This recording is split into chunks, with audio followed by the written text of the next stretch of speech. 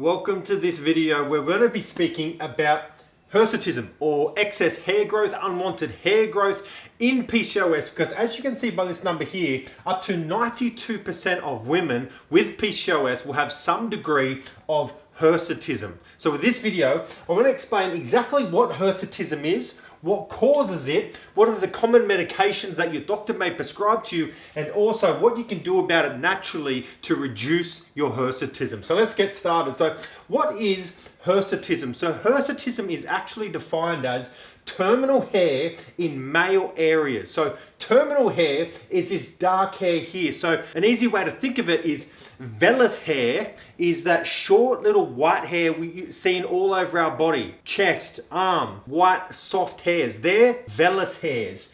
Terminal hairs are armpit hairs, pubic hairs, beard hairs. So what's actually happening with your hirsutism is your body, specifically androgen hormones, are turning these soft, white, small vellus hair into dark, coarse, black terminal hair. That's what hirsutism is. Like generally, if you're suffering a bit of hirsutism on your upper lip or your chin, you might naturally have these vellus hairs there, but because of these androgens, those vellus hairs are turning into terminal hairs. And why they happen in certain areas is there's certain areas on your body that are called androgen sensitive areas. So androgens, male sex hormones, they are generally the upper lip, the chin, the forearm, the belly, and the thighs. They are the androgen sensitive areas. So if you're suffering from hirsutism, it's very likely that it's going to be in these areas. So why exactly is this happening? Like, what is happening here? And what's happening is it's all due to too much testosterone, but in particular, too much of this hormone called DHT, simply stands for dihydrotestosterone. That is a testosterone about 3 to 6 times more potent than testosterone. So what happens is it either aromatizes it into estrogen. So that's how you make your estrogen, specifically E2, estradiol. That is aromatized via testosterone into estrogen, which is healthy. Or it could go down this other pathway. It's called the 5-alpha reductase pathway.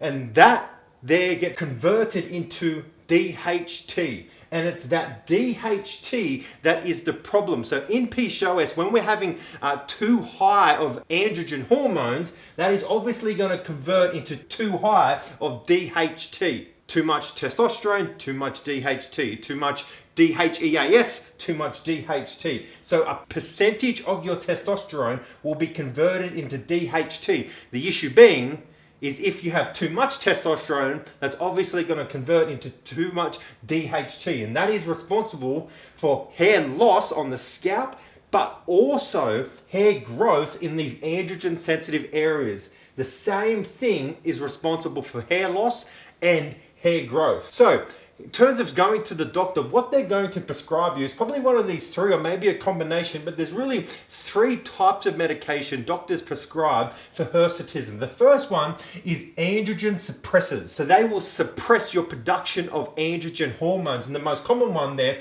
is birth control. So birth control, synthetic versions of estrogen. Estrogen naturally helps to bring down androgen hormones. The second one is androgen receptor blockers. So that's going to block the receptors to androgen, so then they can't have an actual impact on your body. And the most commonly prescribed one there will be one called spironolactone. And the last one is 5-alpha reductase inhibitors. So remember, it's this pathway here into DHT. And the most common there is finasteride. And they also may be prescribed with metformin, because as we've spoken about on previous videos, insulin is a leading cause of high testosterone. So metformin will help fight the insulin.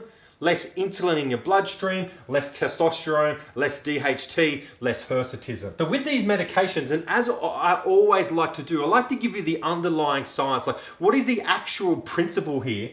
And the principle for reducing hirsutism is to reduce androgens. That's the number one thing you have to do. If you can reduce the amount of androgen hormones, you will reduce the amount of those androgens being converted into DHT, which means you reduce your hair growth. So the first thing you need to know is what's causing my high androgens? What's the actual trigger here? Because there's a number of potential triggers.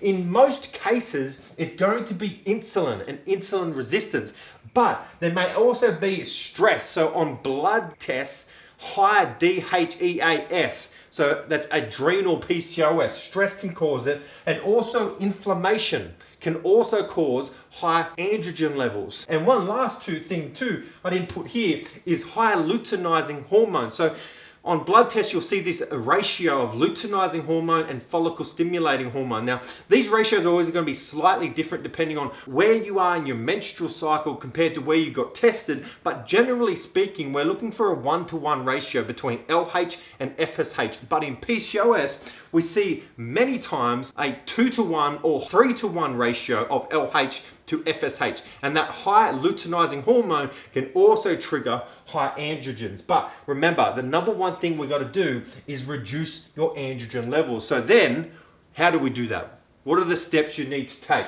Number one, it's that lifestyle framework. If you want to be working with your doctor and your medications, great, do that. But I want to focus on the lifestyle side of things, what you can do to naturally lower your androgen levels. And number one, of course, is lifestyle. Let's tackle this. Let's create a true solution here. Now, I haven't gone into detail here because it depends on which source is causing your high androgens, but it's going to be this combination of diet, exercise, stress, and sleep.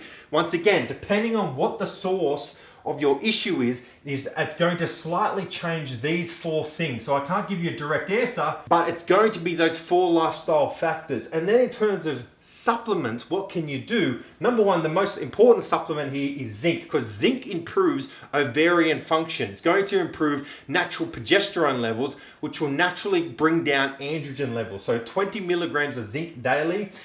DIM is also a wonderful supplement that helps block androgen receptors.